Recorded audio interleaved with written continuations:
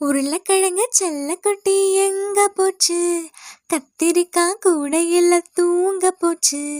கத்திரிக்காய் எட்டி ஒதுக்க அழுதுடுச்சு. அம்மா வந்து கொஞ்சினது சிரிச்சிடுச்சு. ஹலோ காய்ஸ், ரீசெண்ட் டைமில் எல்லா குழந்தைங்களுக்கும் உருளைக்கிழங்கு செல்லக்குட்டி பாட்டு ரொம்ப பிடிக்கும். அதனாலேயே ஒரு கஸ்டமர் உருளைக்கிழங்கு செல்லக்குட்டி தீமில் கேக் கேட்டிருந்தாங்க. இது 5 kg vanilla fresh cream cake.